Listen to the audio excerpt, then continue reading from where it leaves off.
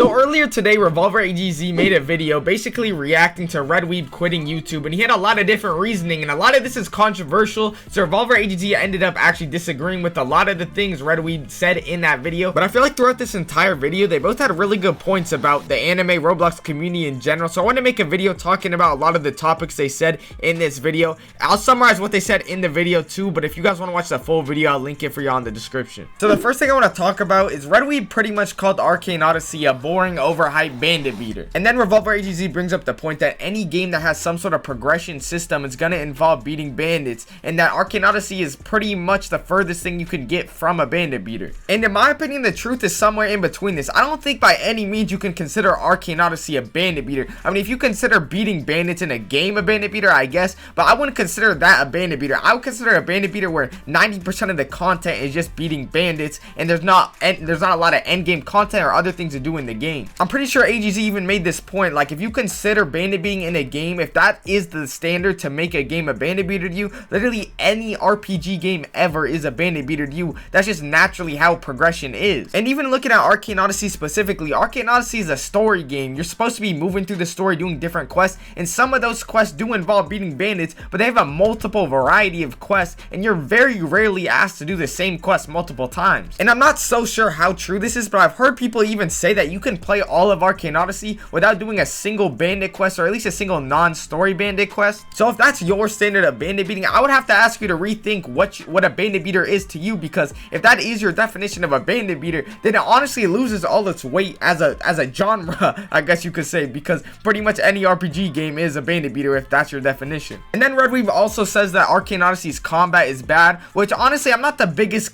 fan of Arcane Odyssey combat, so I'm not going to sit here and defend it hard, but you got to remember, Arcane Odyssey is a story game. It's a story focused game. It's not supposed to be the best combat game. It's not a battlegrounds game. People don't play Arcane Odyssey to play ABA, you feel me? But even then, a lot of people actually enjoy Arcane Odyssey styled combat. Like I said, I'm personally not the biggest fan, but honestly the combat is not that bad. I haven't played that much of it, but from what I've seen and what I've heard, a lot of people actually enjoy the combat, and it seems pretty skill based, so I don't think we can expect every combat to look the same and look like anime showdown type combat. But something we could probably universally agree on is pay to win being bad in Roblox games, and it's a big problem, especially with games like Blox Fruits and YBA, which is what he brings up specifically. But in general, just pretty much almost any game on Roblox has some sort of pay to win features, which I don't think some pay to win features are a problem, but when the experience is completely different depending on if you have Robux or not, that's where I feel like it becomes a problem. And that's another reason I find it kind of shocking that Red Weeb said all this bad stuff about Arcane Odyssey, when a big part of one of the big things he says that ruins games is pay to win, and Arcane Odyssey has literally no pay to win features. All the game passes and Robux purchases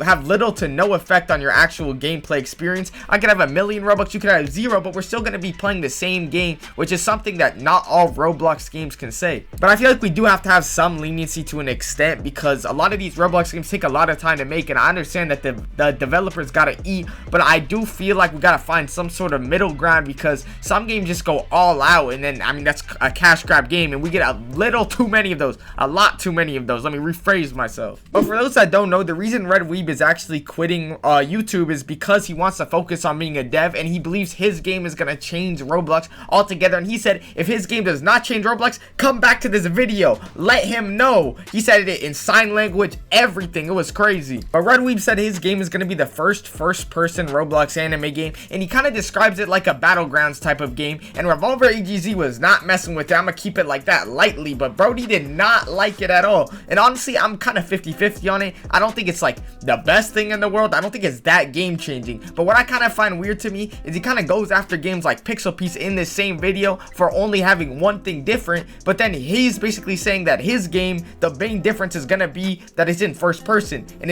he kind of describes that as just like a normal battlegrounds game. But maybe there's more, or this is just what he's told us, or that's all I know personally. I'm not sure. And I also want to clarify my Pixel Piece point. My point about Pixel Piece is not that Pixel Piece was a good game. Pixel Piece was not a good game. My point is that Pixel Piece had only one thing different from all the other games, and that's just kind of what he's describing his game to be like too. But obviously, like I said, we don't know his full extent of what he's making. But Red Weeb, I'm trying to tell you, talking trash about a quality game like Arcane Odyssey is not the play, especially before you go and make your own game. And the reason I say that is because Axior did the same thing. He said, "Rel games, no thanks. Rel C's." trash. And then he made his own game. He said, damn, this ain't so easy. And then his game ended up being a trash bandit beater. And I'm not saying the same thing is gonna happen here, and I really hope it doesn't, because we need more quality devs, and you sound passionate and ambitious, so I really hope we do end up getting a good game. But I'm just saying, we do not want to follow the same steps Axial just took. But overall, this is just my thoughts and perspective on some of the main issues they disagreed upon in their video. I would recommend you watch it. They're both really good YouTubers, or I guess YouTuber now since Red Weeb quit. But either way, if y'all are hearing this, y'all probably enjoy my content, so I'd appreciate it if y'all subscribe. Thank y'all.